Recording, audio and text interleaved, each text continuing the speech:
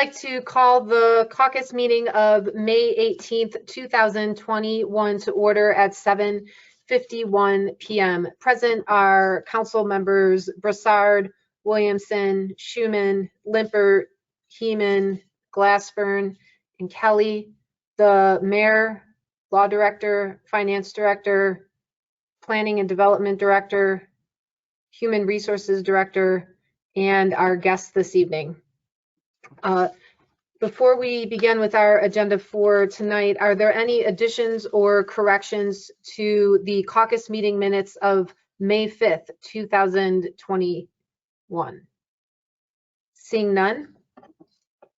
The first item to consider this evening is for suspension of the rules on first reading.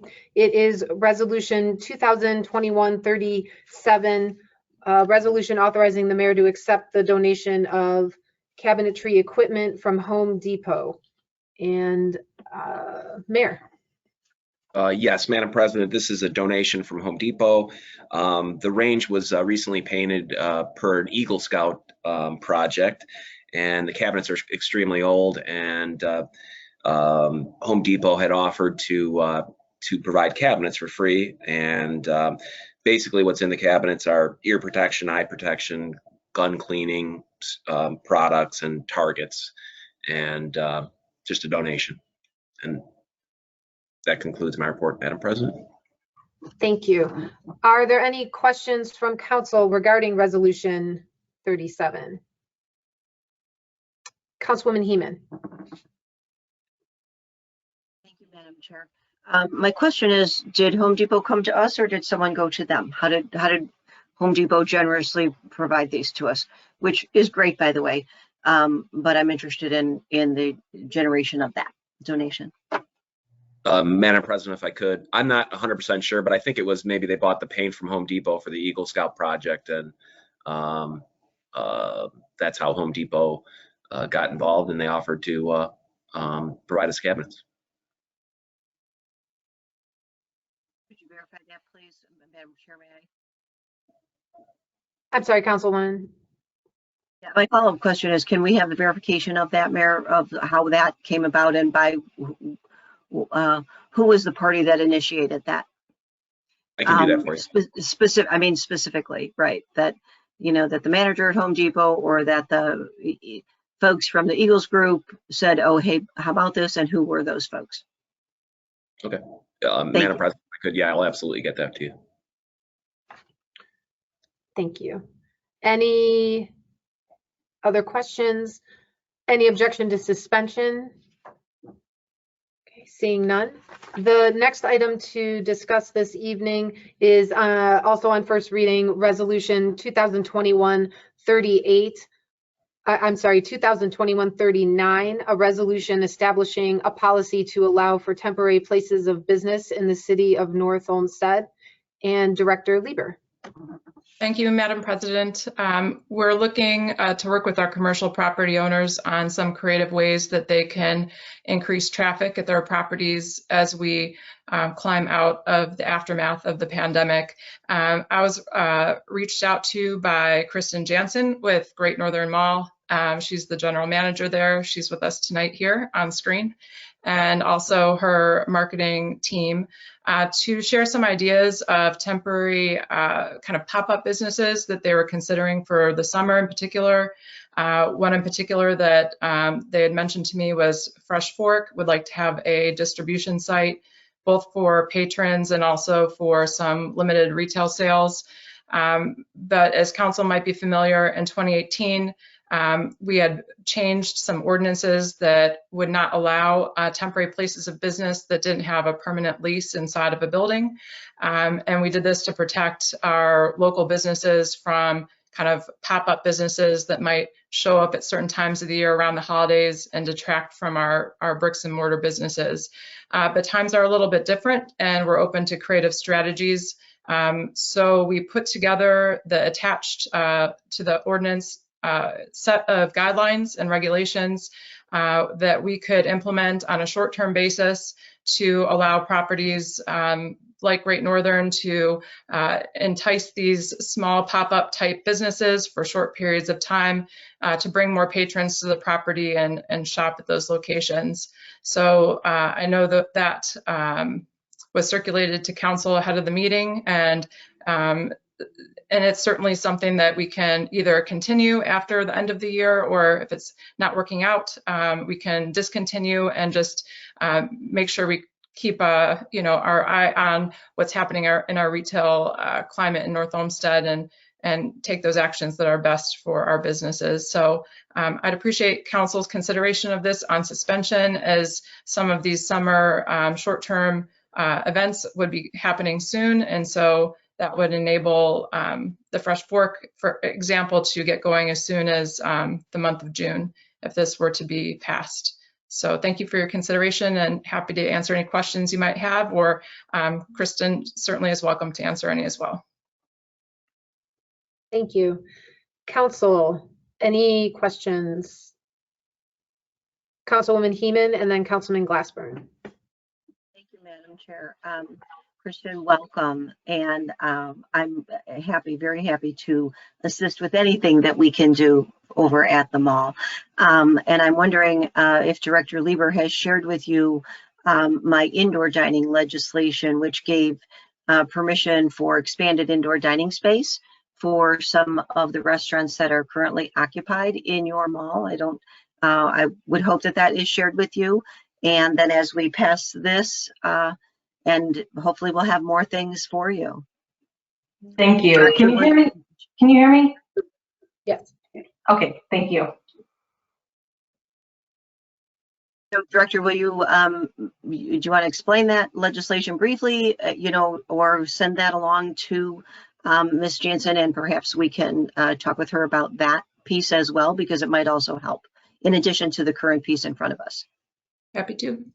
Thank you. Councilman Glassburn. Thank you, Madam President. This strikes me in concept as a logical extension of the programs we've done with restaurants and small businesses so far. I guess the question I have is, there seems to be some very specific requirements in here, such as having 3 acres of land to do this. Could the director give some insight as to what properties might be eligible and why we wouldn't want smaller properties to be able to participate?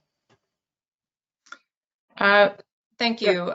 Yes, I thought a minimum lot size could be appropriate in this case, because we're talking about something that's going to set up on the exterior of an existing building. So with smaller properties, often there's an attached parking demand for that existing business, where the loss of parking lot for that type of use could pose a difficulty. I think, clearly the multi-tenant Great Northern Mall, Great Northern Plaza, and some of the major plazas tend to be those businesses that have in the past looked for this kind of opportunity, and it seems appropriate because of the variety of access points in and out, the availability of parking, and how it feeds in and connects to the variety of businesses that they already have on site. Smaller properties, we've seen gas stations like at championship times pop up tents and things for merchandise, and that can pose challenges when you have gas tankers coming in and out, and the type of traffic you see at gas stations. That's just one example where I felt that that wasn't the kind of scenario that we are looking to encourage. So a minimum lot size seemed very appropriate in this case. So I felt like a larger multi-tenant plaza was the right direction to go, especially as we're trying to open the door, but not open Pandora's box at the same time.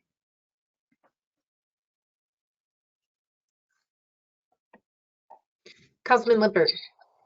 Yeah, thank you, Madam President. I don't have any issues with suspension. I do would be interested in the answer, as Mr. Glassburn asked, around what properties actually qualify that, and have a look at whether that acreage could be reduced to some point, if that would be inclusive of more of the strip properties that we have. So just interested in that. But I wouldn't hold up the legislation based on that. That would be something I think we could look to amend later, based on whatever that research provides.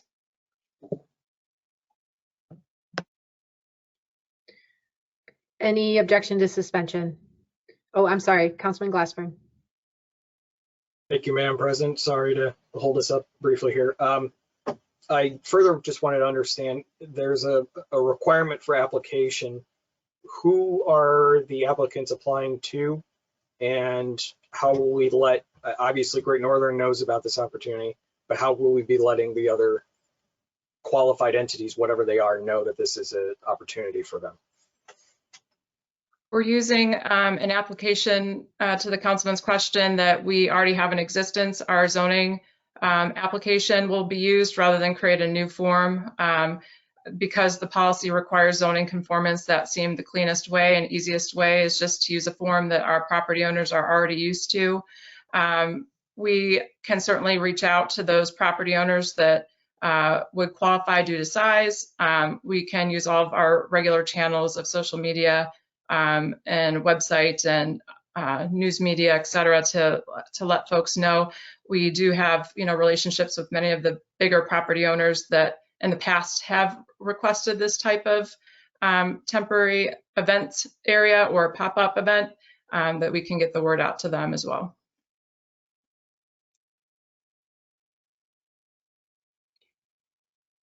Thank you. And council, moving into scheduling for committees. On first reading, ordinance 2021-35 and 2021-36 will go into finance. And resolution 2021-38 will go into streets and transportation. Before we schedule for next week, just a reminder to council, and I know Councilman Schuman is aware that resolution 2021-34, which was just heard in committee, because it's being held, it will have to be removed from the agenda tonight. So just wanted to make council aware of that. And looking to schedule committee meetings, Councilman Schuman. Yeah, so I could see doing Tuesday, the 25th at 7 o'clock. I would imagine I'll need a little chunk of time here. Carrie, are you still on board here? You're mute. You're okay. Yeah, yeah, I'm here. So what do you think? So long.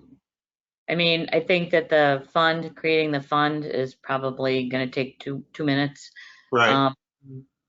There's not a lot in the transfer ordinance, so I don't think that would take more than 10 minutes. And then, I mean, I don't know what level of further discussion we need for the Tyler hosted another 20 minutes, a half hour, whatever your pleasure is.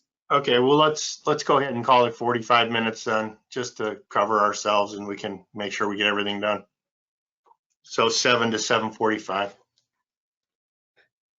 Thank you. And Councilman Limpert. Yeah, thank you, Madam President. We'll pick up for 2121-38 at 7:45, and I guess we'll go till 8 o'clock to start with.